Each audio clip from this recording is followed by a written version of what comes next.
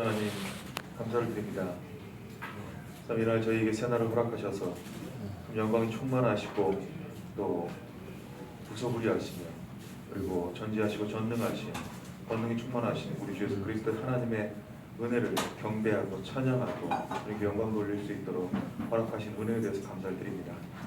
주님, 참 오늘 3월 1일로 저희 민족들이 방법이라 부르는 이러한 시기에 참 우리를 영적인 해방 가운데 놓이게 해놓으신 우리 주 예수 그리스도 하나님을 배우는 시간을 허락하신 것을 또한 감사를 드립니다. 주님, 저희가 오늘 이 복음에 대해서 듣는 또 교훈받는 그런 시간입니다. 하나님, 저희가 사단에게 억압받고 또 저희가 사단에게 참 사망으로 말미암아서 저희가 영적인 해방을 맞을 수 없는 자들이었음에도 불구하고 참 우리 주님의 권능으로 말미암아서 또 우리 주님의 능력으로 말미암아서 우리가 주님 앞에서 참 자유함과 생명과 그리고 영적인 회복과 자존감을 가지고 주 앞에 나와서 주님을 배우고 경배할 수 있는 은혜를 허락하신 주님을 알게 됩니다. 이런 주님을 나누는 시간입니다. 주님, 제 마음이 좀 다른 것에 쏠리지 않고 오직 주님께 저희의 초점이 맞춰지게 하시고 나눠주는 모든 교제 가운데 주님께서 우리를 어떻게 사랑하셨고 또 어떤 복음으로 우리를 부르셨는지를 교제케 하시고 또 이 복음을 통해서 제가 영적인 믿음과 확고한 가운데 제 군사로서 주님을 증거하는 또 주님을 확고히 하는 또 주님을 기뻐하는 제가 될 수 있는 시간이 될 수 있도록 허락해 주시옵소서. 주님, 시작하는 시간입니다. 마치는 시간까지 함께 하셔서 저희를 통해서 영광을 받으시옵소서. 살아계신 우리 주 예수 그리스도의 이름으로 감사를 기도드립니다. 아멘.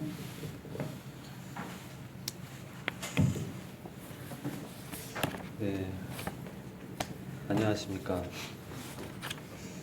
명절 이렇게 길다 보니까 많이 시간이 많이 주어졌다고 생각이 돼서 아마 미리 다 예습하시고 문제까지도 다 풀어오시지 않았을까라고 기대를 합니다.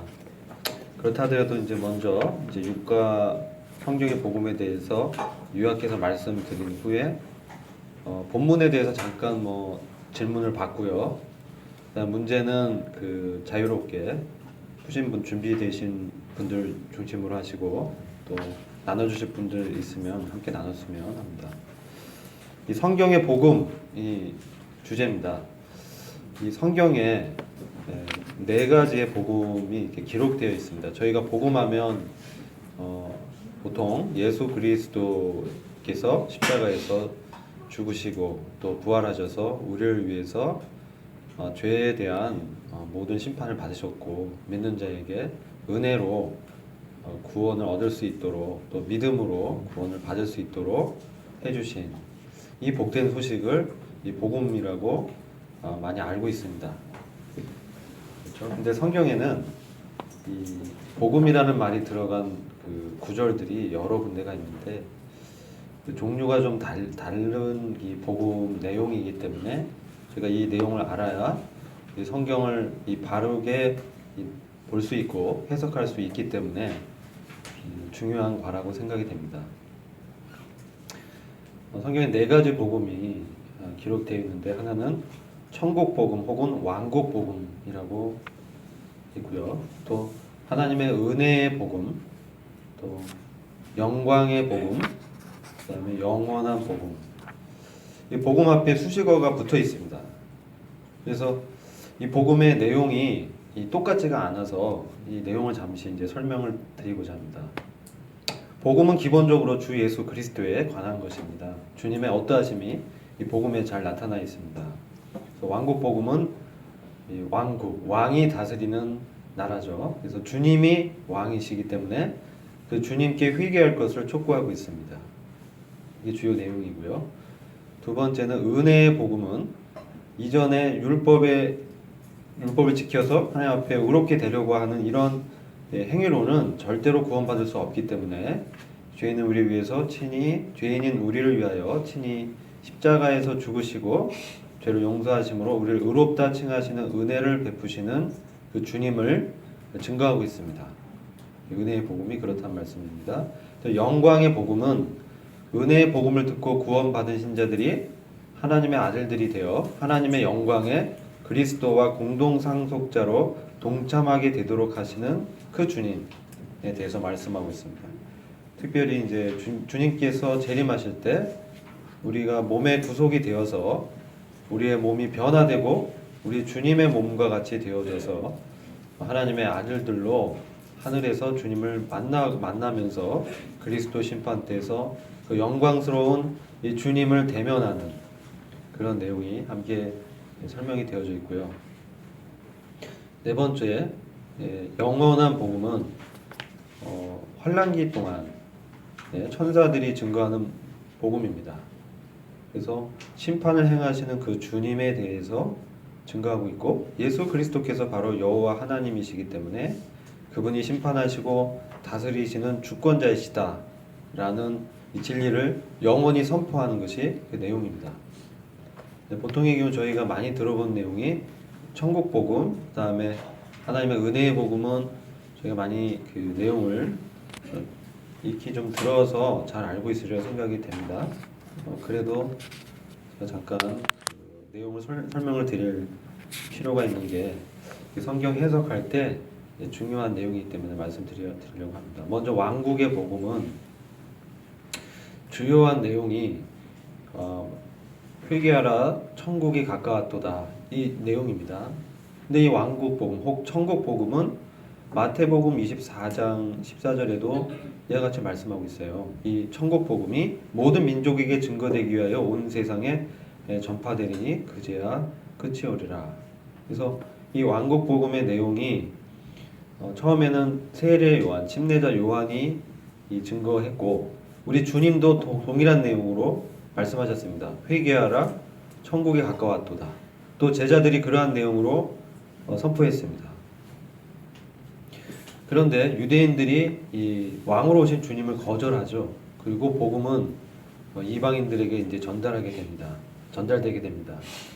그리고 그를 통해서 이 교회가 형성이 되고 교회가 이제 탄생하게 되고 지금은 하나님의 은혜의 복음이 이제 증거되고 있는데 이 은혜의 복음이 증거되고 은혜의 때가 마감이 되면 주님이 오실 때 재림하실 때 마감이 되죠. 주님이 재림하실 때 교회의 수가 다 차게 되면 이방인의 충만한 수가 다 차게 되면 주님이 오시고 교회는 휴거가 될 것입니다.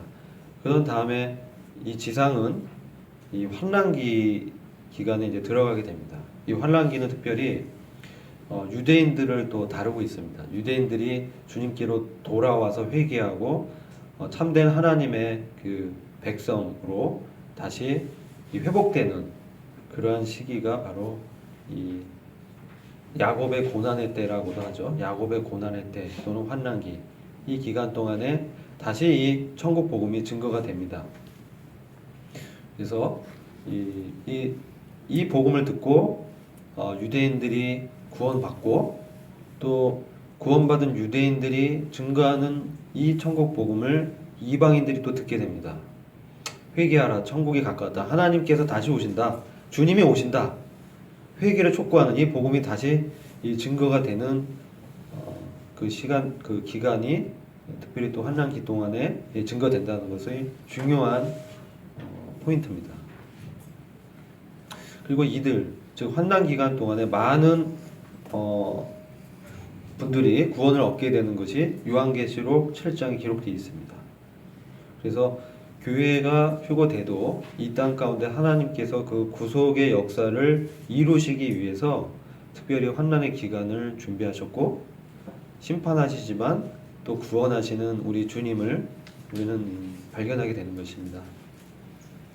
그래서 그런 차원에서 중요합니다. 두 번째 하나님의 은혜의 복음을 잠깐 말씀드리면 사도 바울이 나의 달려갈 길과 주 예수께 받은 사명 곧 하나님의 은혜의 복음 증거하는 일을 마치려 하면은 나의 생명을 조금 더 귀한 것으로 여기지 아니하노라. 그래서 은혜의 복음은 저희가 그동안 잘 알고 있고 또 복음 전도자들이 많이 증거하는 복음의 핵심적인 내용이죠. 그래서 이것은 그닥 부연해서 설명할 그런 필요는 없는 것 같은데 그러나 한 가지 좀 말씀드릴 것은 이 복음에는 하나님의 의이신 그리스도가 이제 계시되어 있습니다. 이 복음에는.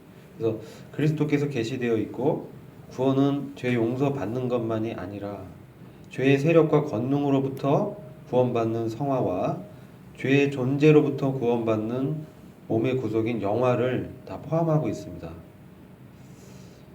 그리고 로마서 1장 1절에서는 하나님의 복음이라고 특별히 바울이 얘기하고 있는데 그것은 이 복음의 원천이 사람이 아니라 하나님이라는 것입니다.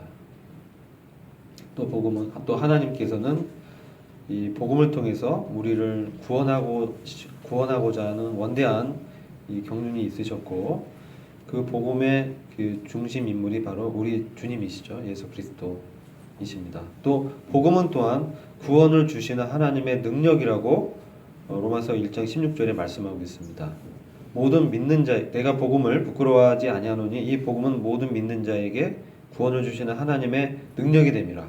첫째는 유대인에게요, 또한 헬라인에게로다.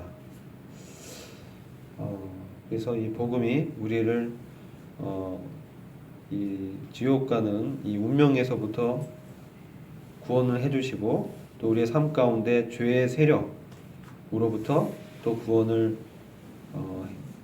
해주시죠. 그래서 이게 바로 하나님의 능력이라는 것입니다. 그래서 우리가 복음을 통해서 성화가 되어지는 그런 내용을 특별히 말씀드리고 싶고, 주님이 오실 때, 재림하실 때 우리 몸의 구속도 사실 죄의 존재인 우리 몸을 벗어나게 되죠. 몸이 새롭게 되면서 지금 우리가 입고 있는 이 몸이 변화를 이제 받게 되는 것입니다. 주님의 몸으로, 영광의 몸으로, 썩지 않고 죽지 않는, 그래서 하나님의 나라를 상속받을 수 있는 그런 몸을 받게 되는 것입니다. 혈과 육으로는 하나님의 나라를 상속받을 수 없다라고 말씀하셨는데 그 말씀 그대로 우리의 육신으로 영원한 하나님의 나라를 이 기업으로 받을 수가 없습니다. 우리 영혼은 구원을 받는데, 근데 우리 몸이 구속이 되어지면 이 몸은 영원히 살기 때문에 하나님의 나라를 통치하고 다스릴 수 있게 되는 것입니다. 그래서 중요한 의미가 있습니다. 그리고 하나님 은혜의 복음의 또 중요한 내용은 이 복음을 평안의 복음이라고도 말하는데, 그것은 이 복음이 하나님과 죄인의 이 사이를 화목하게 하고 우리 영혼에 평화를 가져다 주기 때문입니다. 에베소 6장 15절에 평안의 복음에 예비한 것으로 신을 신고, 죄와의 전쟁과 또 인간 세상에서의 육신들의 전쟁 가운데 이 지치고 실패하고 좌절해 있는 우리에게 참된 평화를 갖다주는 이 복음, 그것은 참으로 하나님의 능력임을 고백하게 됩니다. 세 번째, 이 영광의 복음은 고린도후서 4장 4절에 특별히 이제 언급이 되어 있는데, 그 중에 이 세상 신이 믿지 아니하는 자들의 마음을 힘있게 하여 그리스도의 영광의 복음의 광채가 비치지 못하게 함이니 그리스도는 하나님의 형상이니라. 또 디모데전서 1장 11절에 이 교훈은 내게 맡기신 바 복되신 하나님의 영광의 복음을 쫓음이니라. 이 영광의 복음은 하나님의 은혜의 복음과 연결이 되어 있습니다. 특별히 영광 중에 계시고 영화롭게 되셨으며 많은 아들들에게 영광을 가져다 주실 우리 주님에 대해서 말씀하고 있습니다. 그래서 히브리서 2장 10절에는 만물이 나고 만물이 말미암은 자에게는 많은 아들을 이끌어 영광에 들어가게 하시는 일에 저희 구원의 주를 고난으로 말미암아 온전케 하심이 합당하도다. 그래서 특별히 이 영광의 복음은 주님의 재림과 관계가 되어 있습니다. 그래서 주님이 재림하실 때 영광스러운 이 나타나심으로 오시기 때문에 주님의 재림을 기다리는 사람들에게 얼마나 큰 위로가 되는지 모르겠습니다.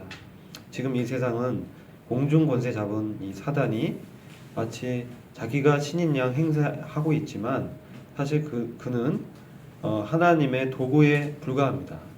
그리고 그가 하나님의 권세를 찬탈한 자처럼 행세하고 있지만 경륜적으로는 그는 이 멸망으로 하나님의 예비된 이 지옥으로 이제 가고 있는 것이죠. 이 영광의 복음은 특별히 주님 오시는 것과 관계되어 있다. 그래서 주님 오실 때 우리 안에 영으로 인해 성령으로 인해 우리가 다시 부활하죠. 만약 주님 오실 때 죽어 있었던 사람들은 몸이 다시 부활합니다. 그리고 살아있는 우리는 우리 안에 있는 그 영의 역사로 주님의 몸으로 이렇게 변화되는 것입니다. 이것이 이제 영광의 복음의 내용이라고 볼 수가 있고요. 주님 오실 때 우리가 받을 그 영광이 얼마나 놀라운가, 이것이 우리에게 참 소망이 됩니다. 그래서 우리가 이 복음의 내용을 이렇게 다시 자세히 살피는 것은 이 복음의 내용을 통해서 우리 주님이 어떤 분인지를 분명하게 알게 되고, 우리 주님이 어떠한 영광 가운데 오시는지, 또 어떤 은혜를 베푸시는지, 어떠한 주권으로 하나님의 왕국을 건설하실지, 이 주님께서 복음의 중심 대상이고, 이 복음 자체가 주님에 관한 것입니다. 그래서 이것이 우리가 참 소망이 되고 능력이 되는 것이죠. 그래서 그런 내용을 담고 있다는 것을 알아야 되고요. 영원한 복음은 이 환난기에 이 천사들이 증거하는 복음입니다. 어떻게 천사들이 그 복음을 증거할 수 있느냐? 그러나 요한계시록 14장 6절부터 7절을 보시면, 이 교재는 42페이지인데요. 또 보니 다른 천사가 공중에 날아가는데 땅에 거하는 자들 곧 여러 나라와 족속과 방언과 백성에게 전할 영원한 복음을 가졌더라. 그가 큰 음성으로 가로되 하나님을 두려워하며 그에게 영광을 돌리라. 이는 그의 심판하실 시간이 이르렀음이니 하늘과 땅과 바다와 물들의 근원을 만드신 이를 경배하라. 즉 우리 하나님이 어떤 분이신지, 그분께서 하늘과 땅과 바다의 물들의 근원을 창조하신 분이고 또 심판하시는 분이시다. 그렇기 때문에 우리는 하나님을 두려워하고 마땅히 그분께 영광을 돌려야 된다 라는 이 내용의 이 복음입니다. 그래서 이것은 계시록에서 특별히 마지막 그 대접 심판이 있기 전에 천사가 선포하는 복음으로 기록되어 있고, 또 이 복음이 이 7년 환란을 통과하는 이스라엘과 심판의 불을 통과하고 있는 모든 자들에게 기쁜 소식이 될 것입니다. 왜냐하면 이 복음이 그들의 고통이 적그리스도와 그의 추종자들의 심판과 멸망으로 끝이 날 것임을 보여주고 있기 때문입니다. 그리고 이것은 저희들이 지금 삶 가운데서도 적용이 가능하죠. 주님께서 심판자시고 창조주시기 때문에 우리가 비록 지금 현세에서, 이것은 환난기에 이런 복음의 내용이 증거될 것이지만, 이것을 지금 대하는 우리 성도에게, 교회인 성도에게는 바로 이 구원하시는 하나님께서 이런 분이시구나, 이것을 소망을 갖게 하시고, 또 우리의 어려움 가운데서 우리를 또 구원하실 능력 있는 분이시구나, 그럼으로써 우리가 어려움을 극복할 수 있습니다. 이런 내용이 이제 영원한 복음의 주요 내용이고, 다른 이제 참고 삼아서 말씀드리는 것은 다른 복음이라고 갈라디아에서 이제 기록되어 있습니다. 이거 복음이 아닌 것이죠. 다른 복음. 이것은 믿음만으로 구원에 이르는 것이 아니라 행위가 있어야 행위가 있어야 된다고 가르치는 그런 복음, 다른 복음입니다. 이건 복음이 아닌 것입니다. 이런 것이 이제 초대교회 당시에 나타났었던 다른 복음의 내용이 있고요. 이 다른 복음을 증거하는 자들에 대해서는 사도 바울이 강력하게 저주하는 그 메시지를 던지고 있죠. 그런 내용을 참 우리가 주목해서 봐야 될 것입니다. 왜냐하면 우리가 성령으로 시작했다가 육체로 마칠 수 있기 때문에 그렇습니다. 그래서 육체로 마친다라는 것은 우리가 성령으로 구원 받았으면 우리 구원의 이 성화되는 과정도 성령의 역사로 저희가 주님을 닮아가는 것인데, 우리의 육체의 의지와 육체의 능력을 의존해서 주님을 섬기려고 하는 것, 이것은 원래 이 복음과는 관계가 없다라는 것입니다. 이것은 다른 복음이다 이렇게 얘기하고 있는 것입니다. 그래서 우리의 성화도 우리의 어떤 의지와 노력이 아닌 주님의 은혜와 주님의 능력과 주님의 그 성령의 인도하심에 우리가 순종함으로 되어지는 것이죠. 그래서 이 복음의 의미가 그런 의미가 있고요. 마지막으로 히브리서 6장에 보면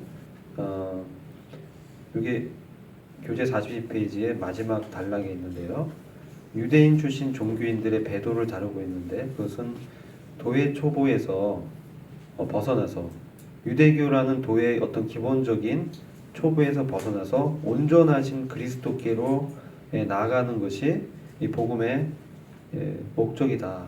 그래서 복음의 주제와 복음의 목적은 그리스도에게 나가야 된다라는 것을 히브리서 6장 1절부터 2절에서 말씀하고 있습니다. 이상으로 이제 본문 내용을 요약해서 말씀드렸고요.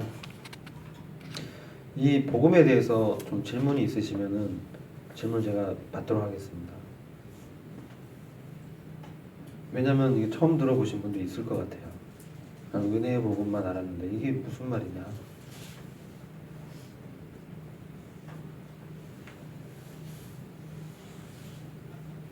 없으시면 다음 주에 한번 이 내용 한번 보시고 질문을 좀 해주시면 제가 답변을 드리겠습니다. 네, 문제를 함께 나누도록 하겠습니다. 1번 바울은 로마서 1장에서 사람의 복음이 아닌 하나님의 복음에 대해 말씀하고 있습니다. 이 복음의 역할은 무엇인지 설명해 보십시오. 네, 이것을 준비하신 분이 먼저 좀 나눠주셨으면 합니다.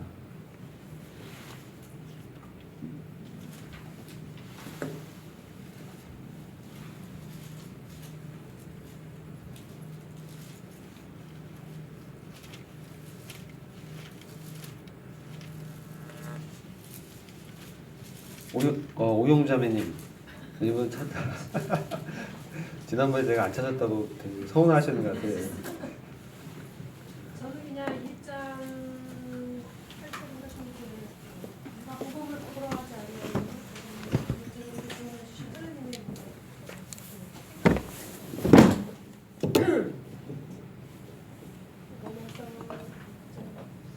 8절이에요, 16절이에요. 16절. 그래서 모든 믿는 자들에게 구원을 주시는 하나님의 능력이기 때문에 그냥 뭐 유대인이나 헬라인이나 모든 사람들에게 차별이 없으신 하나님의 복음, 유대인에게, 또한 헬라인, 그리고 저한테까지 네. 그렇게 얘기했는 모든 이에게 차별이 없으신 네. 하나님. 하나님. 근데 이제 이스라엘, 저는 이제 어떻게 생각했냐면 하나님이 이스라엘 백성 중에서 오셔서 처음에는 이스라엘을 향한 뜻이 있었는데 그 사람들이 이제 이스라엘 사람들이 예수님을 거절해서 이제 이방인에게 왔잖아요. 근데 저는 어떤 마음이 있었냐면 걔네들이 그 사람들이 예수님을 거절한 게 감사가 됐었어. 왜냐면 우리한테 왔기 때문에. 근데 이제 나중에 딱 배우게 된 게 그 사람이 예수님을 인정했다 할지라도 그 사람들이 예수님은 자기네 복음만 끝나는 것이 아니라 이 복음을 가지고 이방인들에게 복음을 전하기를 원했는데 이 사람들이 그걸 거절한 거잖아요. 그러니까 이 사람들이 거절하고 안 하고의 차이가 아니라 하나님의 뜻은 모든 믿는 자들에게 구원을 주신 하나님의 은혜요. 그래서 저한테까지 온 거. 그래서 제가 잘못 알고 있는 네네네. 중요한 포인트를 말씀해 주시는 것 같아요. 또 좀 더 1번에 대해서 교재를 나눠주셨으면 합니다. 지난주에 안 나오신 지난주에 안 나왔으니까 저는 지난주에 안 나왔던 걸 문제를 풀어야 되나 계속 애씀을 좀 하긴 했는데 저는 이렇게 왔어요. 제 존재로부터 구원받고 제 세력과 군림에서 벗어나 믿음으로 이루도록 이제 성화되도록 하는 역할을 한다. 네, 믿음에서 믿음에 이르도록 한다. 네. 예, 예. 3만 중국어 3만 똑같아. 중국어 3만. 근데 일정이 고개를 숙이고 계시네.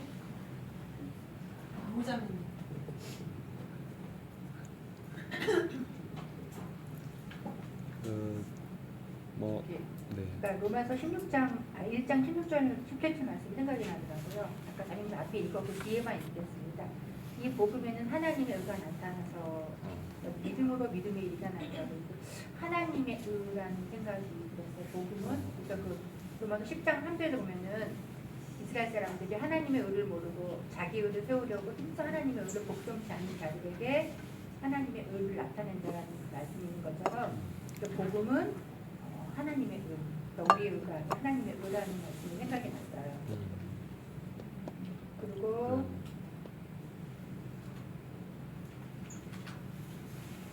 로마서 1장 2절에도 보면은 이 복음은 하나님이 선지자들을 통해 그의 아들에 관해서 성경에 미리 약속하신 것이다라는 말씀도 생각이 나면서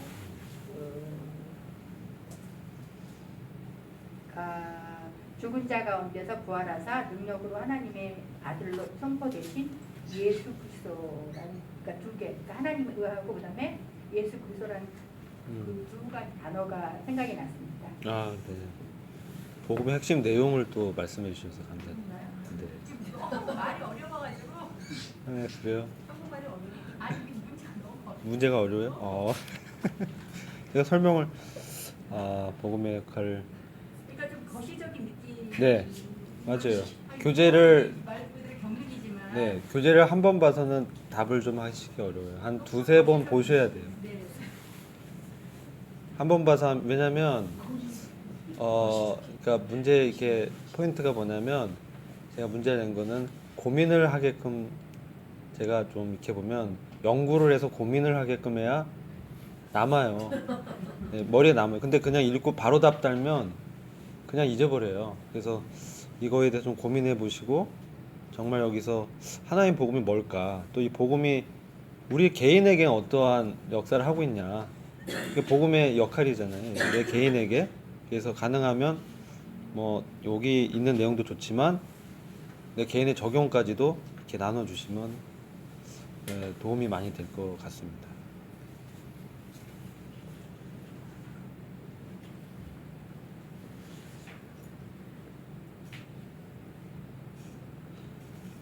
아까 믿음에서 믿음에 이르게 한다 그 말씀하셨잖아요. 믿음에서 믿음에 이르게 한 이 말씀이 말씀에 대해서 좀 자매님도 어떻게 생각하시는지요?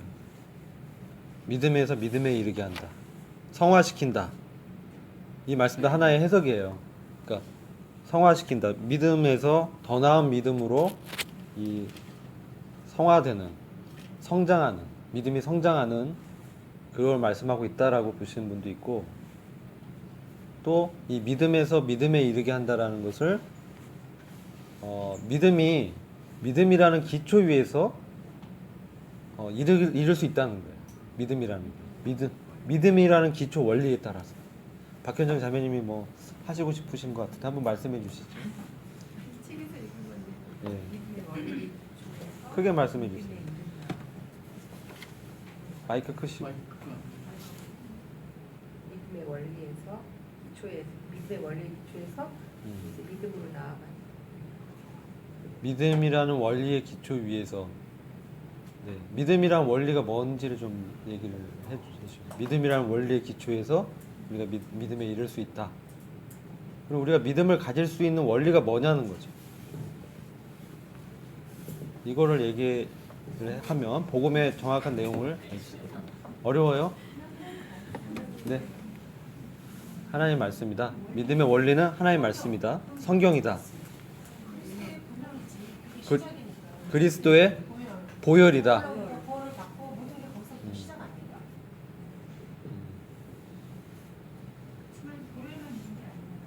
아니 보혈부터 시작이지. 이게 처음 시작이니까 구원. 그러면서 이제 성장해 나가고. 그렇죠. 어떤 분들은 이 처음에 말하는 믿음은 칭의를 하는 믿음이고 두 번째 말하는 믿음은 성화를 해주는 믿음이다. 이렇게 보시는 분도 있겠습니다. 저는 지금 이거 보면서 어떤 말씀이 생각이 나면 믿음이 없이는 기쁘시게 못하는 하나님께 나아가는 자는 또 반드시 가고 계신 것과 그가 자기를 찾는 자들에게 상 주시는 이심을 믿다 할지 지금 그 믿음 딱 생각났거든요. 근데 결국 믿음은 하나님을 기쁘시게 하는 거예요. 그러니까 그 기쁘시게 하는 게 마이크를 좀 보혈로. 잘. 그래서 보혈로 시작해서 보혈로 끝나는 것 같아요. 결국.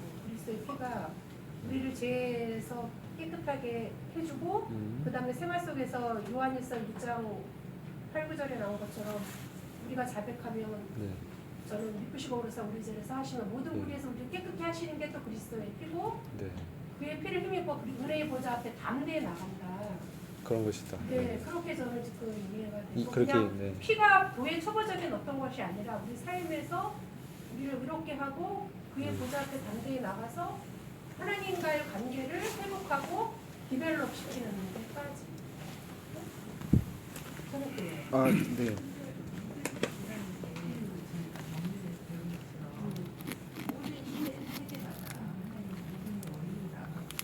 근데 그 믿음의 원리가 그렇게 이제 하나님의 은혜 가운데서 하나님이 주신 방법대로 저 뒤로 한번 마이크를 좀 세우시고. 지금 논쟁이 벌어졌는데 보시죠. 네. 아 이런 거 너무 좋아요. 우리가 교제할 수 있는 거예요. 서봐 박현정. 우리 감정적으로 가면 안 되고요. 네, 네. 아니 그러니까 저는 지금 복음과 관련된 게 아니라 믿음이라는 것만 놓고 봤을 때는 그 하나님께 나아가는 그 방법인데 이 믿음의 원리가 각 세대마다 하나님이 다양한 방법으로 이렇게 주신 것 같거든요. 그래서 저희 이제 신약에서는 예수 그리스도를 믿는 믿음으로 이제 나아가는 것들을 주셨고 또 구약에서는 여러 가지 뭐 제사를 통해서 주님께 나아가는 것, 또 율법을 또 이스라엘에게 주신 것. 그래서 그 하나님의 은혜의 경륜 가운데서 그 믿음을 통해서 이렇게 각 이제 세대마다 나아가는 방법을 주셨는데 지금 여기서 지금 여기 저희가 지금 토론하는 저는 그렇게 지금 자매님 말씀 듣고 믿음을 그렇게 한정 지으면 조금 너무 축소되는 것 같아서 그렇게 생각했고요. 이 복음적인 지금 이 복음에는 복음이랑 연관해서 믿음을 보면 이 복음은 좀 전에 말씀드린 것처럼 예수 그리스도를 믿는 믿음으로 나아가는 그래서 구원을 주시는 하나님의 능력이고 또 지금 생각이 되는 게 하나님의 은혜다. 창세 전부터 이 사람에게 향하신 하나님의 그 계획과 그 택하심과 그런 것이기 때문에 성경에서 그렇게 말씀하시기 때문에 결국은 사람들을 향하신 하나님의 은혜가 아닐까 이렇게 생각을 합니다. 이게 표현은 다른데 본질은 같은 것 같아요. 자매가 구약시 때는 제사를 통해서 나갔는데 결국 제사도 피 뿌림이 없이는 제사함이 없잖아요. 그러니까 그거고 그다음에 그 구약은 신약의 그림자고 모형이기 때문에 앞으로 오실 그리스도께서 하신 거를 믿음으로 바라보고 구약에는 제사를 지렀고 지금은 이제 예수님이 하셨던 그 사역을 통해서 우리가 이제 믿음의 시초가 보혈인 것 같아요. 그리고 살면서 주님과의 관계를 회복하는 것. 은혜도 결국 그 하나님의 보혈을 바탕으로 해서 하는 게 아닌가. 표현의 차이인 것 같아요. 표현의 차이. 저는 그렇게 적어요. 그러니까 믿음의 원리잖아. 네.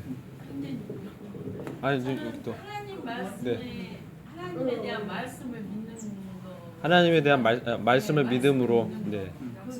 약속의 말씀 믿는 거 말씀해 보시죠.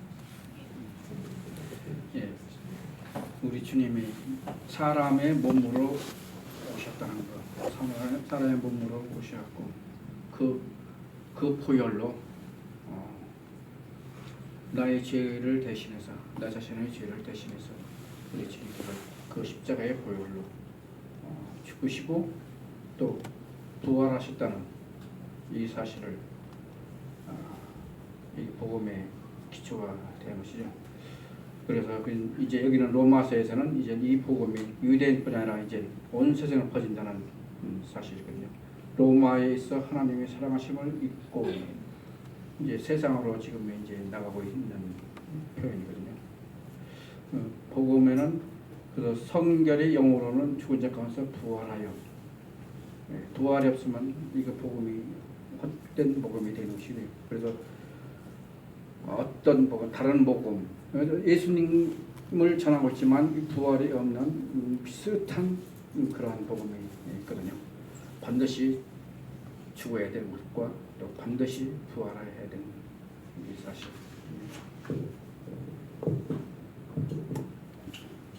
좀 더 뭐 보완해서 설명해 주실 그 필요가 있는 것 같은데 또 말씀해 주셨으면 감사하겠습니다. 절대 고안은 아니고요. 아, 예. 절대 부연 설명은 아니고 그렇게 안 들어요. 네. 그렇게 말씀하셔가지고 부담이 확. 아, 예, 자유롭게 좀 네, 말씀해 그냥 주시면 네. 자유롭게. 선생님 아까 전에 그 17절에 믿음으로 믿음에 이르게 하나니 이것에 대해서 이제 이렇게 던지셨잖아요, 질문을. 근데 그러니까 믿음이라는 거는 되게 뜬구름게 보이지 않는 게 믿음이라고 생각을 하거든요. 근데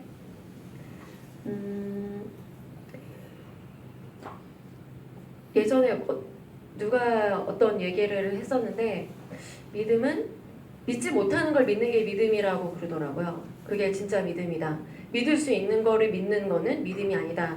믿지 못하는 걸 믿는 게 믿음이다 라는 이야기를 해서 곰곰상을 했는데 저희가 지금 뭐 하나님을 눈으로 본 것도 아니고 제 손에 그런 스마트폰이 들려있는데 이게 아이폰이라고 얘기를 하면 다 믿잖아요. 왜냐면 아이폰이라는 상표를 달고 있으니까. 근데 옛날 사람들이 나중에는 사람들이 이런 컴퓨터를 사용하게 될 거야. 이런 거를 눈에 보지 않고 아 그렇게 될 것이다 라고 이렇게 뭐라 그럴까 보지 않고 믿는 거.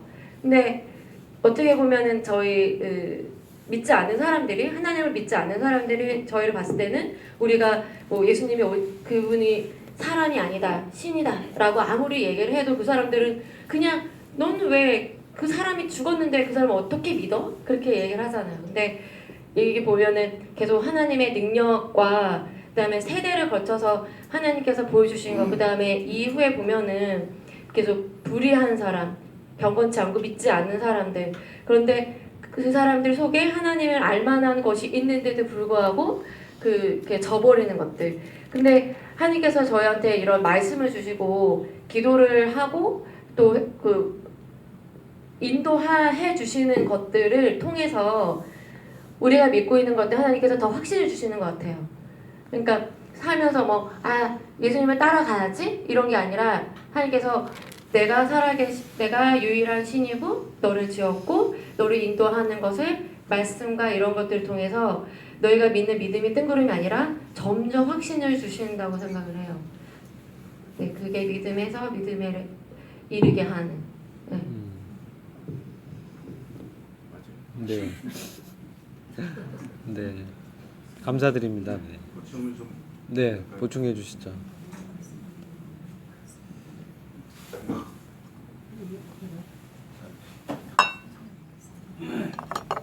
우리가 믿음은 둥그러 나오는 것이 아니라 정말 믿음은 말 그대로 믿음인데 실체가 있고 구체가 되고 그리고 분명합니다. 그래서 누가 사람들이 믿음이 있다라고 이야기를 할 때 객관적으로 그 믿음, 네가 믿는 믿음이 뭐냐? 그래서 베드로 사도도 누가 내게 대한 소망을 물을 때 대답할 것을 분명하게 대답할 것을 예비하라고 했죠. 이건 온유와 두려움으로 준비하라고 했습니다. 믿음을 기준한다는 그 객관적인 믿음의 근거는 무엇이냐? 그것은 곧 말씀인데, 그런데 내가 믿음이 있다라고 기준할 수 있는 것은 어떤 것이냐? 주의할 건 두 가지가 있다고 봅니다. 하나는 원리적인 믿음이고, 하나는 교리적인 믿음입니다. 우리가 믿는 믿음은 원리적인 믿음이 거의 한 70-80%라고 봐요. 원리적인 것들은 교회 진리 안에서 교회에게 적용할 수 있는 부분들이 없죠. 개인에게 적용하는, 지극히 자신에게 적용할 수 있는 부분들이죠. 예를 들면 어떤 자기 인간관계에 관련돼 있는, 직장 관계에 관련돼 있는 그런 부분들이고요. 교회 진리적인 믿음은 분명하게 나눠져 있죠. 우리 주 예수 그리스도를 통해 우리가 방금 읽은 다양한 복음, 그 복음들을 믿는 기준인데, 갈라디아서 5장 5절에 이런 얘기를 합니다. 우리가 성령으로 믿음을 따라 의의 소망을 기다린다, 이렇게 말씀을 하고 있거든요. 우리가 복음을 갖고 믿음을 갖게 되면 의의 소망을 갖게 된다는 거죠. 그러면은 우리가 가질 수 있는 가시적인 의의 소망은 어떤 것이냐? 요한복음 16장 10절을 통해서 예수님이 그 해답을 증거해 주시고 계세요. 내가 아버지께로 가는 것이 의이다. 그럼 예수님께서 아버지께로 가는 것을 가시기 위해서 어떤 모범을 보이셨느냐? 죽으셔야 했죠. 그분의 아버지의 뜻에 순종하셔야 했습니다. 그리고 부활하셔야 했어요. 우리가 믿음을 가지고 있는 구체적인 가시적인 믿음이 있다라고 기준할 수 있는 것은 무엇이냐? 믿음, 그것은 부활의 소망을 믿는 겁니다.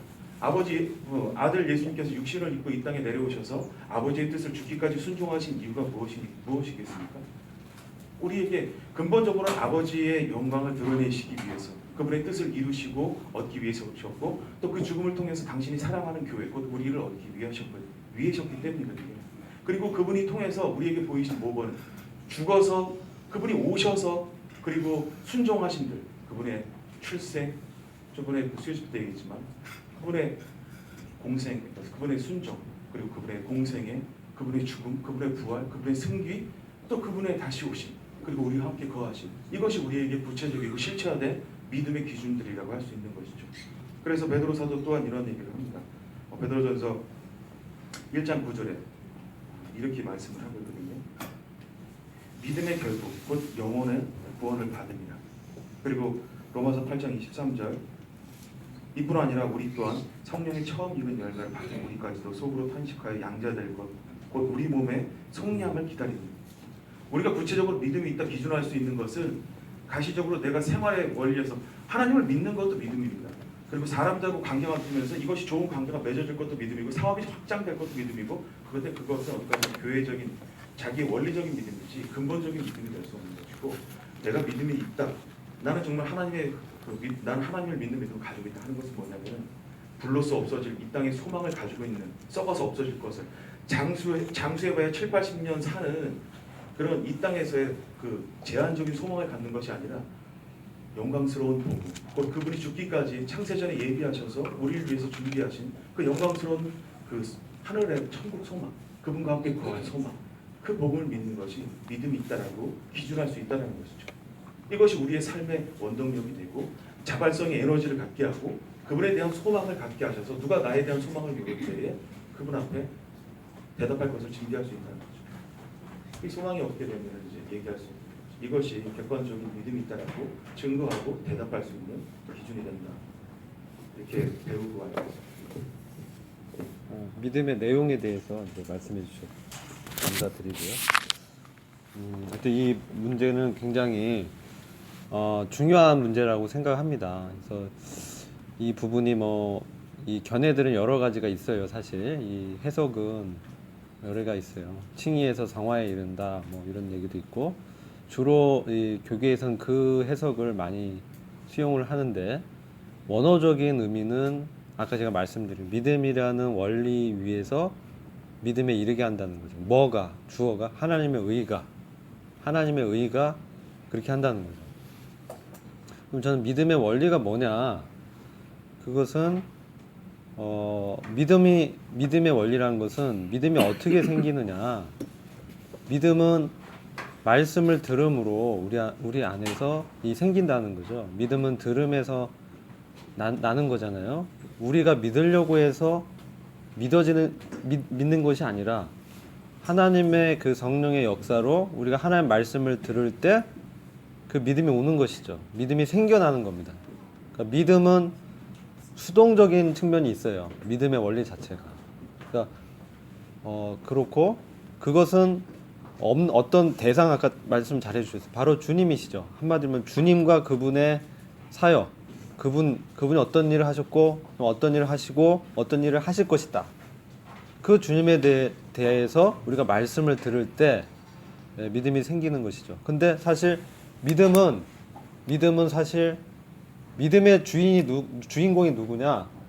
믿음의 주요 온전케 하시는 예수를 바라보라. 그러니까 믿음의 주다라고 했을 때 믿음이라는 걸 시작하신 분이 바로 예수님이라는 거예요. 믿음이라는 것을 시작하신 분이 예수님이다. 그리고 그분이 그 믿음을 온전케 하신다. 그런 믿음의 원리는 바로 그 예수님의 믿음이라는 거죠. 예수님의 믿음이 우리 안에서 생겨난다는 거예요. 예수님의 믿음. 왜냐하면 그것은 갈라디아서 2장 20절하고 연결이 돼 있다고 저는 분별을 합니다. 일단 믿음의 주요 온전케 하신 예수를 바라보자. 그는 자기 앞에 놓인 즐거움을 위해서 십자가를 견디시고 수치를 개의치 아니하시더니 하나님 보좌 오른편에 앉으셨느니라. 바로 이 주님, 이 주님의 그 어떻게 믿으셨는지를 말씀하고 있고요. 그리고 우리에게 이 주님에 대한 말씀을 들을 때, 주님을 대할 때, 말씀을 통해서 주님을 발견할 때 성령께서 우리 안에 그 믿음을 시작하게 하시는데, 갈라디아서 2장 20절을 보시면, 내가 그리스도와 함께, 이거 너무 우리가 잘 알고 있습니다. 내가 그리스도와 함께 십자가에 못 박혔으니 그럼에도 나는 살아있노라. 십자가에 못 박혔는데 죽어야 되는데 살아있는 내가 있습니다. 그러나 내가 사는 것이 아니요 그리스도께서 내 안에 사시는 것이니라. 말씀이 좀 깊이 들어가죠. 그리스도께서 내 안에 사시는 것이라. 내가 이제 육체 가운데 사는 이 삶은 나를 사랑하셔서 나를 위해 자신을 주신 하나님의 아들의 믿음으로 사는 것이라. 아멘. 하나님의 아들 믿는 믿음도 있고 하나님의 아들의 그 믿음으로 사는 것이다라는 거죠. 두 가지에서 저는 이제 두 개 다 가능하다고 보여지지만 이 하나님 아들의 믿음이 더 본질에 가깝다고 생각이 돼요. 그 믿음의 기초에서 우리가 믿음에 이른다는 거예요. 그래서 주님께서 그 주님을 알 때 우리가 반응하죠. 그 주님에 대해서 반응할 때 우리도 확신을 갖게 되는 거죠. 확신을. 아, 주님 이러신 분이시구나. 그 믿음의 내용은 형제님께서 설명해 주신 대로 그런 소망에 대해서, 부활하신 그 주님에 대해서 우리가 더 분명한 내용으로 믿게 되고 확신을 갖게 되는 거죠. 그래서 거기에 나타난 것이 바로 하나님의 의라는 것입니다. 하나님의 의. 그 의가 우리 안에 있다는 거죠. 그 의가 바로 주님이시고, 그리고 결국은 우리 안에서 그리스도께서 사심으로 그 의가 우리 안에서 나타나게 되는 거죠. 어떻게 나타나느냐? 나를 복종시킴으로. 그리스도께서 내 안에서 말씀하실 때, 그 말씀을 기억나게 하실 때, 그 말씀을, 내 생각을 버리고 내 생각을 내려놓고, 내 생각은 내가 할 수 있다는 생각도 들어와요. 또 나는 할 수 없다라는 생각도 들어오지만 근본적으로 나의 노력으로는 완전한 의를 이룰 수가 없다. 개인적인 적용 차원에서 좀 말씀드리면 그렇다는 거예요. 그래서 바로 주님만이 내 의가 되시고, 주님만이 내 구원이 되시고, 주님만이 내 거룩이 되신다. 주님만이 나를 구속하시는 그분이시다. 그 주님이 성령으로 역사하신다. 성령을 우리한테 보내주시고 그 성령이 주님의 말씀을 생각나게 해주신다는 거죠. 거기에 우리가 그 말씀이 들려올 때, 내 안에서 말씀하실 때 거기서 선택을 해야 되는 거예요. 거기서 내 뜻대로 선택하고 안 들을 건지, 아니면 주님의 그 말씀에 순종할지, 여기서 이제 다르게 나타나죠. 그럼 주님의 말씀에 순종하는 그 주체는 뭐냐? 세 사람인 거죠. 세 사람. 그리스도 안에 있는 세 사람. 내가 그 주님의 말씀을 순종할 때, 그것을 듣고 한 발자국을 내디딜 때, 그럴 때 주님이 역사가 나타나는 거죠. 이 주님은 누구냐? 부활하신 주님이라는 거죠. 이 주님이, 부활하신 그 주님이 우리 안에서 역사한다는 거죠. 그래서 이제 그게 바로 믿음의 원리다 라고 저는 이제 개인적으로는 분별을 하고 있습니다. 일반적인 분별은 칭의에서 성화 이렇게 얘기하시고, 아까 내용은 형제님께서 잘 정리해 주셨고 이렇게 되고 여러 가지 있는데, 믿음의 본질은 바로 주님의 믿음이어야 된다는 거죠. 우리의 믿음이 주님의 믿음하고 동질적이어야 된다. 질이 같아야 된다는 거죠. 그것은 동질적이라는 것은 생명의 문제이고, 그 생명은 나의 생명이 아니라 주님의 생명이다. 좀 더 얘기하면 그 믿음으로 내가 그리스도와 함께 죽었고 다시 살아났다라는 것을 믿을 때, 여길 때 그 믿음이 나타난다는 거예요. 그게 침례가 바로 그 동질화되는 게 침례입니다. 침례가 염색하면 그 전에 없었던 그 세계 분자가 그 염색천에 옮겨져서 똑같아지는 거예요. 침례를 하면. 그래서 예수님의 생명하고 내 생명이 똑같아요. 예수님의 생명 바로 내 생명이 되는 거예요. 그게 믿음의 원리다. 칭의에서뿐만 아니라 성화에서도 역사하고 우리를 몸의 구속까지도 그 믿음으로 나간다는 거죠. 그것이 복음이 겨냥하고 있는 것이다. 그게 하나님의 의라는 거죠. 우리 안에 이루시고자 하는. 그래서 그 생명이 있으면 이제 나타나지는 열매가 성령의 열매들, 인격, 성품 이런 게 나타나는 거죠. 그래서 내가 죽고 그리스도만이 내 안에 그리스도께서 사시는 것이 그렇게 나타난다는 거죠. 그래서 이제 그게 이제 복음이 겨냥하고 있는 하나님의 의라고 말씀을 하고 있다고 저는 분별을 합니다. 그리고 여기에 대해서 좀 다음 주에 또 이 부분에 대해서 또 더 이렇게 보완해 주시고 보강해 주시고 2번, 3번, 4번, 5번 이것을 같이 나누도록 하겠습니다. 한번 여러 번 읽어보시고 말씀도 한번 묵상해 보시고 근거 구조도 한번 생각해 보시고 적어 보시고 적어도 한 주에 2-3시간을 투자하셔야 됩니다. 말씀. 그래야 믿음이 성장할 수 있습니다. 형님들 중에서 기도해 주시고 마치도록 하겠습니다. 예.